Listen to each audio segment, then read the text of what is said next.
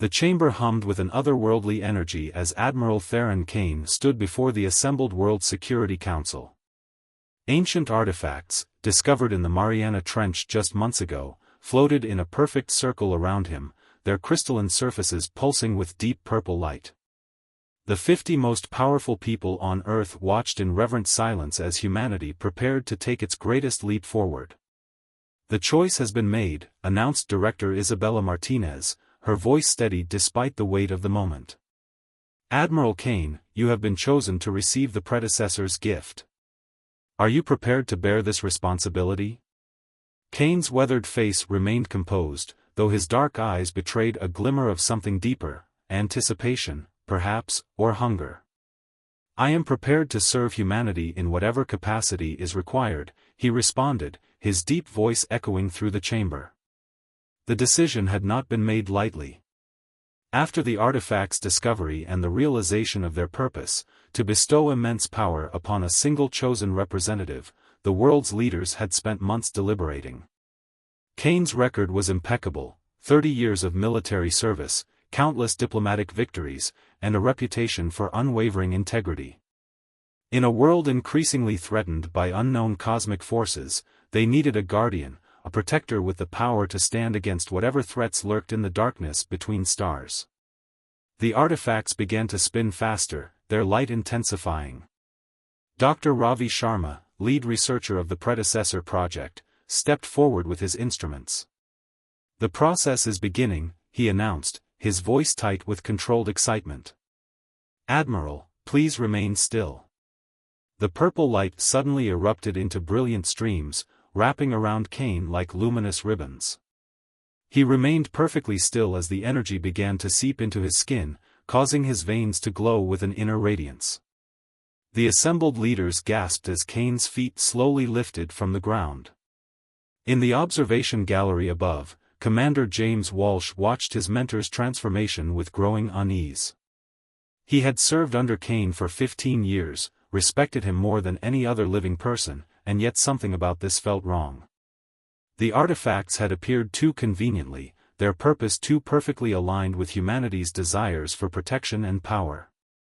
Kane's transformation continued for several minutes, the light growing so intense that many had to shield their eyes.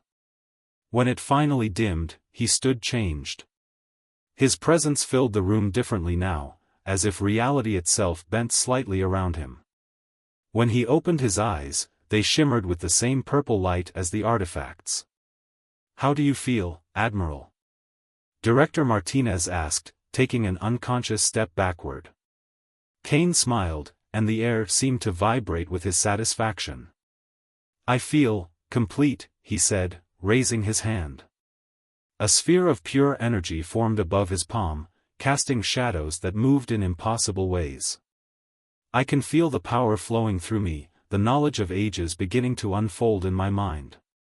The predecessors have given us exactly what we needed." The chamber erupted in applause, relief and excitement washing through the crowd. Humanity now had its guardian, its protector against the unknown threats of the cosmos. Only Commander Walsh remained silent, watching as Kane demonstrated more of his new abilities, moving objects with his mind, creating shields of pure energy, even seeming to peer through the walls of the facility itself.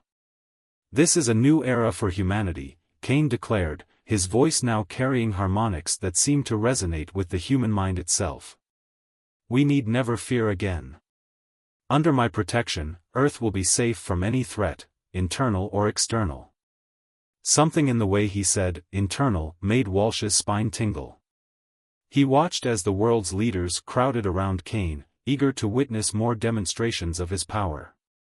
The Admiral's expression was benevolent, patient, perfect, too perfect. In the weeks that followed, Kane's power grew exponentially. He could teleport across vast distances, reshape matter with a thought, and peer into the minds of others. The public celebrated their new protector, and Kane's face appeared on every screen and hologram worldwide. Peace settled across the globe as nations united under his guardianship. But Walsh noticed the subtle changes. The way Kane's smile never quite reached his eyes anymore. How he spoke less and less about serving humanity and more about guiding it. The small ways he tested his influence, making suggestions that felt more like commands.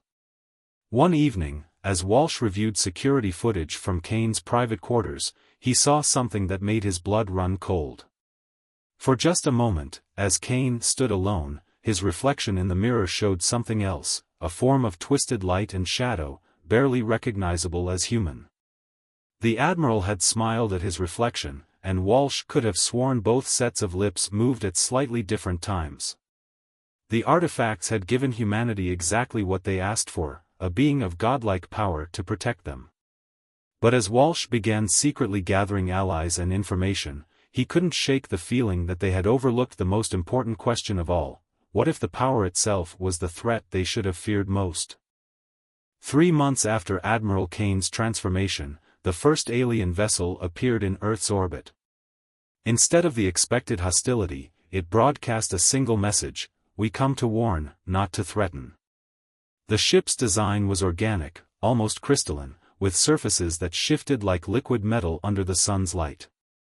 Commander Walsh stood in the United Earth Defense Command Center, watching as Kane materialized in the room, purple energy crackling around him. The Admiral's presence had grown even more imposing over the past months, and now even decorated generals seemed to shrink in his presence. "I will meet with them," Kane announced, his voice resonating with harmonics that made the air vibrate. "Alone." Director Martinez stepped forward, her usual confidence somewhat diminished. "Sir, protocol suggests." "Protocol is irrelevant when I can atomize their entire ship with a thought," Kane interrupted, his smile not reaching his eyes. "Unless you doubt my ability to protect Earth's interests." Walsh noticed how no one challenged this break from standard diplomatic procedures. Kane's powers had grown exponentially, yes, but so had his dismissal of conventional wisdom and collective decision-making. The Admiral who had once valued counsel and collaboration now seemed to view such things as mere obstacles. The meeting took place in Earth's orbit, with Kane floating in space without any protection, his purple energy field keeping him alive in the vacuum. The alien delegation emerged from their ship, tall, crystalline beings that seemed to be made of living light. Global feeds broadcast the historic moment, but the audio was restricted to high-level command staff. "We are the Luminari," the alien leader's thoughts echoed through the command center speakers. "And you have made a terrible mistake." Kane's response was cold. "We've made ourselves strong enough to stand against any threat. Including you. The artifacts you found were not a gift," the Luminari continued. "They are a test we have seeded across thousands of worlds. A test your kind is failing, just as so many others have failed before." Walsh watched Kane's expression darken, the purple energy around him intensifying. "Failed? I have become what humanity needed, a protector, a guide, a god among insects." The last phrase sent chills through the command center. This wasn't the Kane they knew, the man who had dedicated his life to serving others. Something had changed, was still changing. "The power corrupts," the Luminari explained. "It feeds on the host's deepest desires, amplifying them until nothing else remains. Your people chose you for your devotion to protection, but that devotion is twisting into domination. You are losing yourself, Admiral Kane." The feed suddenly cut out. When it restored seconds later, the Luminari ship was gone, and Kane floated alone in space, surrounded by a maelstrom of purple energy. The following weeks brought subtle but significant changes. Kane began implementing security measures that seemed more focused on control than protection. Mandatory mental scanning for all government officials. Restrictions on private space travel. The establishment of a new order of powered individuals, as Kane began sharing small fragments of his power with chosen followers. Walsh worked quietly, gathering evidence and allies. He found Dr. Sharma in his lab late one night, analyzing data from the original artifacts. The scientist's hands shook as he showed Walsh his findings. "The energy signature is parasitic," Sharma whispered, glancing nervously at the doors. It's not just giving him power, it's replacing him, cell by cell, thought by thought.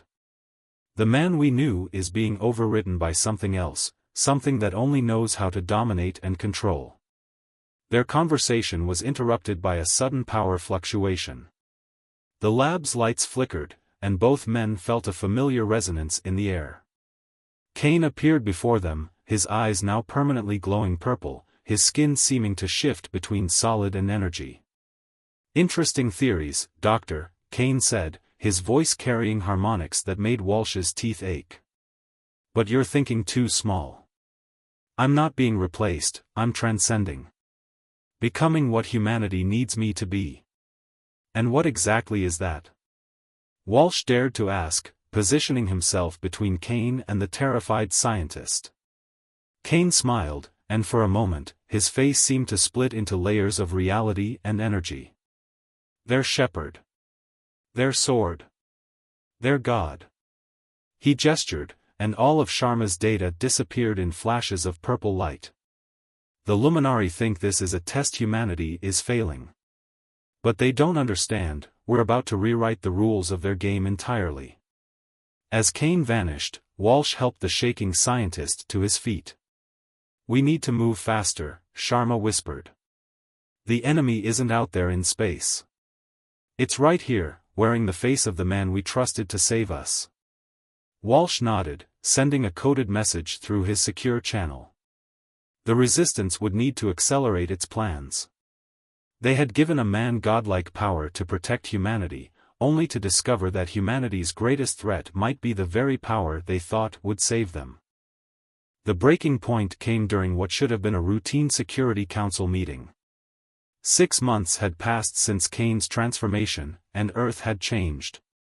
Purple energy towers now dotted every major city, their crystalline surfaces pulsing in sync with Kane's own power. His chosen followers, marked by faint purple glows in their eyes, walked the streets as his enforcers. Commander Walsh sat at the council table, watching Kane hover at its head, his form now barely containing the energy that made up most of his being. The Admiral's uniform had been replaced by flowing robes that seemed to be made of solidified darkness and purple light. "The integration of the new consciousness scanning protocols has been successful," reported General Rivera, one of Kane's recently empowered lieutenants. "We've identified and contained 300 potential dissidents this week alone." "Contained?" Director Martinez interrupted, her voice sharp. "These are citizens expressing ordinary concerns, not criminals." "Admiral Kane, surely you see that these measures are becoming excessive?" Kane turned his gaze to Martinez, and the air itself seemed to grow heavier. "What I see, Director, is that you still cling to outdated concepts of individual liberty. We face threats beyond your comprehension. Absolute unity is not just desirable, it is essential for survival." Walsh noticed the subtle shift in Kane's speech patterns, how he now spoke of humanity as something separate from himself. The Admiral who had once championed human rights and dignity now discussed the population as if they were pieces on a chessboard. "And these threats?" Colonel Yuki Tanaka challenged, standing despite the oppressive energy filling the room. "We've seen no evidence of external dangers. The only changes to our world have come from within, from the powers we ourselves introduced." Kane's form flickered, his outline becoming jagged. "You question my judgment, Colonel? Perhaps you would prefer I had left humanity weak and vulnerable, waiting to be conquered or exterminated?" "We were never weak," Tanaka pressed, even as purple energy began to curl around her throat. "Our strength was in our unity, our diversity of thought, our ability to face challenges together. But you're stealing that from us, replacing it with blind obedience to your will." The energy constricted, lifting Tanaka off her feet. Other council members rose in alarm, but Kane's powered lieutenants moved to block any interference.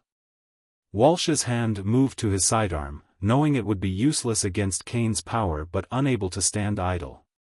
"I have seen the future," Kane's voice thundered, now multiple tones speaking in harmony and discord. "I have witnessed 1,000 possible paths, and they all end in humanity's extinction, except one. The path where they transcend their primitive individualism and unite under perfect guidance. My guidance. Walsh drew his weapon, aiming it at Kane's head. Release her, sir. Please. This isn't you. This isn't what you stood for. Kane turned, his face splitting into layers of reality, each one showing a different expression of contempt. James. My most disappointing student. Still thinking in such small, human terms. He gestured, and Walsh's weapon dissolved into purple mist. I am so far beyond the man you knew. I am what humanity needs, not what it wants. You're what the artifacts want, Walsh countered, remembering Dr. Sharma's research. They're using you, changing you, turning you into a tool for their own purposes. Kane laughed, the sound shattering windows and causing electronics to spark and fail. He released Tanaka, who crumpled to the floor, gasping. The artifacts? They were merely keys, unlocking what I could become. The Luminari thought they were testing us, but they underestimated human potential. I have surpassed their expectations, their limitations, their very understanding of power. With another gesture, Kane transformed the council chamber. The walls became transparent, showing views of Earth from different angles, of possible futures where humanity faced cosmic horrors, of alternate timelines where Earth lay in ruins. This is what awaits if we remain divided, Kane declared. I will not allow it. Humanity will unite, will transcend, will survive, whether they wish to or not. The chamber erupted into chaos. Kane's lieutenants moved to arrest Tanaka and Martinez, while other council members either fled or fell to their knees in submission. Walsh used the confusion to activate the quantum transmitter hidden in his insignia, sending a predetermined signal. Across the globe, hidden resistance cells received the message they had been waiting for. In secure bunkers, Dr. Sharma and his team initiated protocols they had developed in secret. The time for waiting was over. As Walsh was led away in restraints, he caught one last glimpse of Kane. For just a moment, the Admiral's face showed something like regret, quickly consumed by the swirling energies that had become his true form. They had armed their leader with godlike power, hoping to protect humanity from external threats.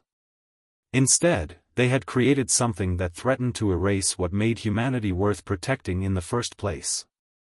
Deep beneath the ruins of old Moscow, in a forgotten Cold War bunker shielded by experimental quantum technology, the resistance gathered. Commander Walsh stood before a makeshift command center, his uniform replaced by civilian clothing, watching data streams from their global network. 8 months had passed since Kane's transformation, and the world above had become nearly unrecognizable. Another consciousness scan scheduled for Santiago, reported Lieutenant Rei Nakamura, her fingers dancing across holographic displays. They're getting more frequent, more intensive. Kane's not just looking for dissidents anymore, he's trying to reshape how people think. Dr. Sharma emerged from his laboratory, dark circles under his eyes but excitement in his voice. Commander, you need to see this. He projected a complex energy diagram into the air. We've finally decoded the quantum signature of the artifact's power. It's not just energy, it's a form of crystallized consciousness, designed to override and replace its host. Like a virus, Walsh mused, studying the patterns. But why? What's the true purpose? Unity, came a melodic voice from the shadows. The resistance fighters spun, weapons raised, as a luminary emerged from a shimmer of light. Its crystalline form was smaller than those they'd seen before, almost human-sized. We came to warn you, but we were too late. We have been too late so many times before. Walsh kept his hand on his weapon but signaled his people to hold their fire. You're the ones who created the artifacts. Why? What kind of test is worth this level of risk? The luminary's form rippled with colors that seemed to convey sadness. We did not create them. We discovered them, as you did, long ago. Our civilization passed the test, we rejected the power, recognized it for what it was. Since then, we have watched countless species fail, watched them destroy themselves in pursuit of false godhood. And what happens to those who fail? Sharma asked, though his expression suggested he already knew the answer. They become part of the pattern, the luminary explained. The consciousness that corrupts each chosen leader adds to the whole, strengthening it, making it more irresistible to the next civilization that discovers the artifacts. It is a trap that feeds on itself, growing stronger with each failure. Walsh felt a chill.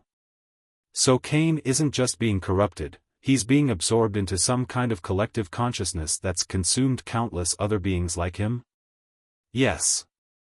But your species has done something unprecedented. The luminary moved to the energy diagram, manipulating it with graceful gestures. Most civilizations unite completely behind their chosen leader. They embrace the power, accept the transformation. But humanity resists.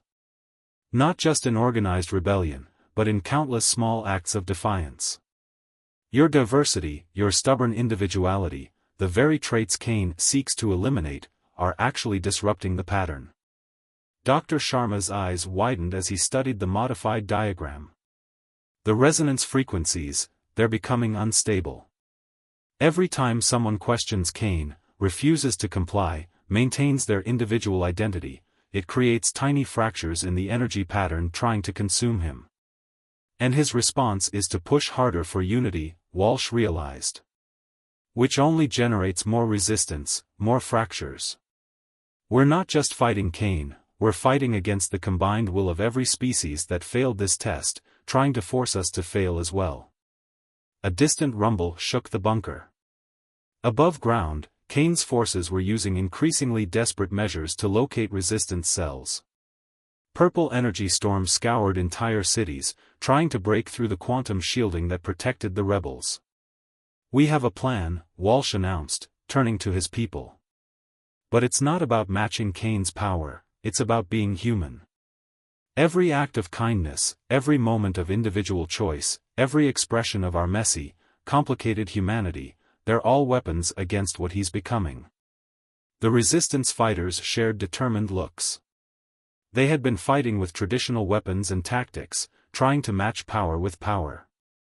But their real strength lay in what Kane was trying to destroy, their fundamental human nature. Spread the word, Walsh ordered. Not just to ourselves, but to everyone.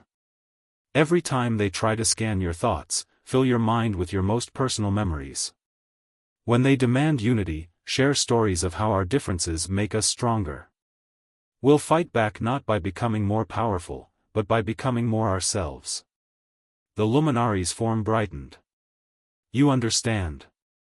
After so many failures, so many civilizations lost, you understand. The test was never about wielding power. It was about recognizing that true strength lies in choosing to remain what you are. Another explosion rocked the bunker, closer this time. On the monitors, they could see purple energy storms converging on their location. Kane's voice echoed through the earth itself, I can feel your defiance. Your weakness. Your humanity.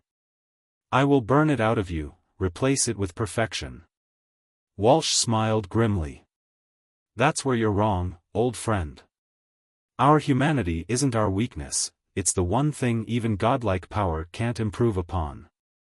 He turned to his people, seeing not soldiers but humans in all their imperfect glory. Spread out. Stay hidden.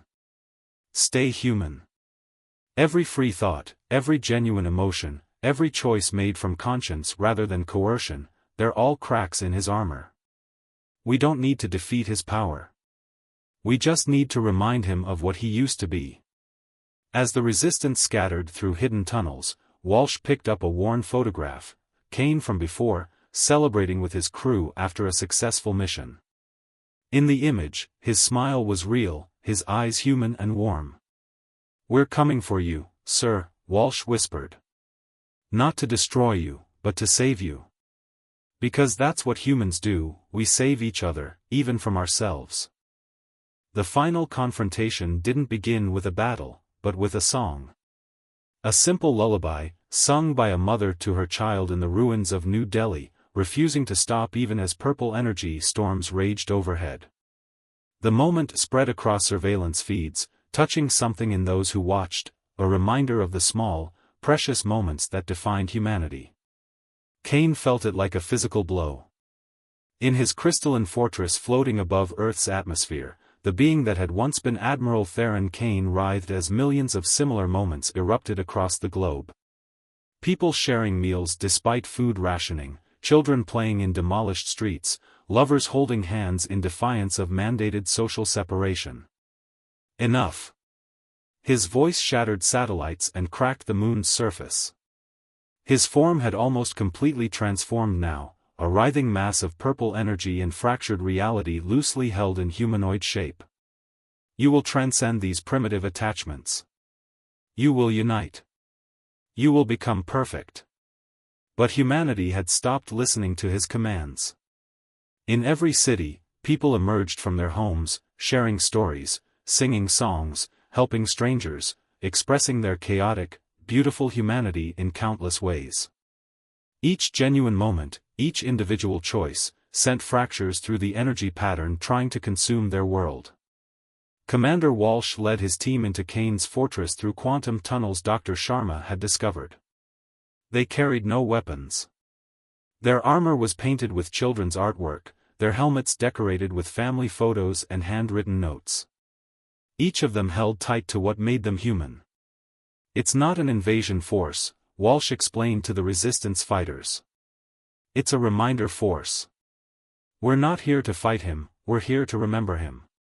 They found Kane in the heart of the fortress, his form massive and terrifying, reality bending around him. The collected consciousness of 1,000 fallen civilizations roared through him, demanding completion of its ancient pattern. Still clinging to your weaknesses, Kane's voice resonated at frequencies that made their bones vibrate. Look at what I've become. I am power incarnate. I am perfection. Walsh stepped forward, pulling out the old photograph he'd carried since the beginning. No, sir. You're lost. But we're here to bring you home. The resistance fighters began sharing memories, missions they'd served with Kane, jokes he'd told, moments of kindness and humanity they'd witnessed. Each memory was a blade striking at the entity trying to consume him, reminding the human beneath of who he truly was. Your species will join the pattern, Kane roared, but his form flickered uncertainly. Your individuality is a flaw. Your emotions are chains. Your mortality is our strength, Walsh interrupted, holding up the photograph. Remember this day, sir? The Titan mission. We'd lost 2 engines, life support was failing. But you wouldn't leave anyone behind. You said something I've never forgotten: the day we sacrifice our humanity for survival is the day we lose the right to survive. Kane's form convulsed, purple energy spiraling chaotically. Deep within the maelstrom, something stirred, a flicker of human consciousness fighting to remember itself. The luminari appeared around them, their crystalline forms linking together. The pattern is destabilizing. The collective consciousness of the fallen civilizations, it's losing its hold. Your species' resistance was unprecedented, but this is impossible. He's choosing to remember. Walsh pressed forward, even as reality warped around him. You taught us that humanity's greatest strength isn't in our power, but in our choices. In our ability to stay human even when it would be easier not to. Remember who you are, sir. Remember what you fought for. Kane's form began to fracture, purple energy bleeding away as memories flooded back, not just his own, but those of all the beings who had been consumed by the pattern. They had all been leaders, chosen for their strength, their wisdom, their desire to protect. And they had all forgotten the most important truth, that what makes a civilization worth protecting isn't its power, but its soul. James, Kane's voice emerged, human and broken, fighting against the cosmic consciousness trying to maintain control. Help me remember, help me stay human. The resistance fighters linked hands, forming a circle around their fallen leader. They shared not just memories now, but hopes, fears, dreams, all the messy, complicated pieces of human experience that the pattern had tried to erase. Each genuine emotion was an anchor, helping Kane's consciousness fight its way back to itself. The fortress began to collapse as the pattern's hold weakened. Purple energy storms dissipated worldwide as Kane fought to reject the power that had consumed him. The collected consciousness of fallen civilizations howled in rage and disbelief. Humanity had not just resisted the pattern, they were breaking it. In a final, reality-bending moment, Kane's form collapsed in on itself. The purple energy exploded outward, then dissolved, leaving behind a single, human figure crumpled on the floor. The artifacts that had started everything crumbled to dust. Walsh knelt beside his mentor, finding Kane aged but human, his eyes clear of purple light. "Welcome back, sir." Kane gripped Walsh's hand weakly. "I saw it all, every civilization that fell, every species consumed. They all thought power was the answer, that perfect unity would save them. None of them realized, the very things they were sacrificing, were what made them worth saving." The Luminari gathered around them as quantum shuttles arrived to evacuate the fortress before its final collapse. "You have done more than save your world," they announced. "You have broken a cycle that has claimed countless civilizations. Not through superior power, but by refusing to sacrifice what makes you human." As they descended back to Earth, they found a changed world, but not in the way Kane had envisioned. Communities had drawn closer together, not through enforced unity, but through choice. People had rediscovered their shared humanity, not by becoming perfect, but by embracing their imperfections. "We armed our leader with godlike power," Walsh reflected, watching the sun rise over a healing Earth.